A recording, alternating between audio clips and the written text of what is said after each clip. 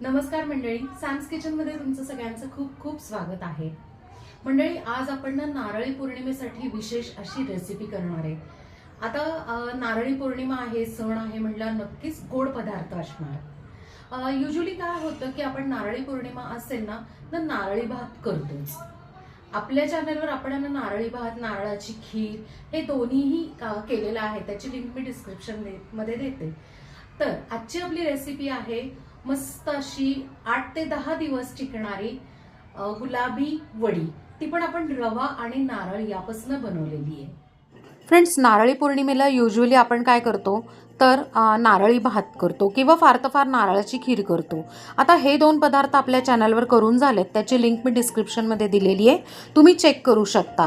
पण म्हणलं यावेळेला काहीतरी वेगळा प्रकार करूयात, ते पण खोबरं वापरून, म्हणून मी इकडे गुलाबी वडी केलेली आहे। इथे मी समप्रमाणात 1 बाउल रवा, 1 बाउल साखर, 1 बाउल डेसिकेटेड कोकोनट घेतलेलं आहे। आता आपल्याला काय करायचं, एका पॅनमध्ये थोडं तूप गरम करून घ्यायचं, त्याच्यावर रवा खमंग भाजायचा। रवा खमंग भाजून झाला की डेसिकेटेड कोकोनट 2 मिनिटं भाजून घ्यायचं आणि हे खमंग भाजून घेतलेलं मिश्रण बाजूला ठेवूयात। आता सेम पॅनमध्ये आपण काय करायचंय की थोडं साखर घालून घ्यायची, जेवढी आपण 1 बाउल सांगितलेली तेवढी।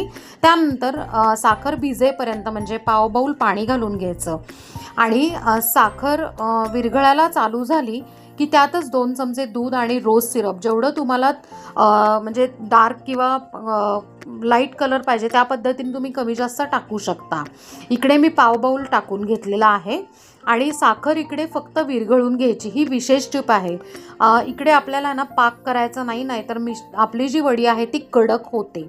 आता इथे मला अजूनही कमी वाटलं रोज सिरप, म्हणून मग मी काय केलं, थोडं ॲड केलं आणि भाजलेलं रवा आणि खोबऱ्याचं मिश्रण घालून सगळं एकत्र भाजून घ्यायचं परत 1-2 मिनटं। छानपैकी हा जो गोळा आहे तो एकत्र मस्त असा आला पाहिजे, गोळा झाला पाहिजे। आणि त्यानंतर काय करायचं, गॅस बंद करायचं आणि तूप लावलेला आपला जो ट्रे आहे किंवा ताट आहे तर त्याच्यावर आहे ना छानपैकी नेहमीप्रमाणे वड्या थापून घ्यायच्या। वरती आता इकडे गार्निशिंगसाठी मी आहे ना कुटून घेतलेला जो पिस्ता आहे, क्रश केलेला जो पिस्ता आहे तो त्याच्यावर गार्निश करून घेतलेला आहे। बरोबर 2 मिनिटांनी आहे ना त्याच्या वड्या पाडून घ्यायच्या। जर पूर्ण मिश्रण गार झाल्यावर वड्या पाडायला गेला तर चुरा होतो। आता काय करायचं, वड्या पाडून झाल्यावर पूर्ण मिश्रण गार करून घ्यायचे आणि आता इकडे दाखवली मी तुम्हाला वडी काढून। अप्रतिम अशी हलकी फुलकी खुसखुशीत वडी झालेली आहे। नक्की तुम्ही ट्राय करा आणि मला कमेंटमध्ये सांगा। थँक्यू।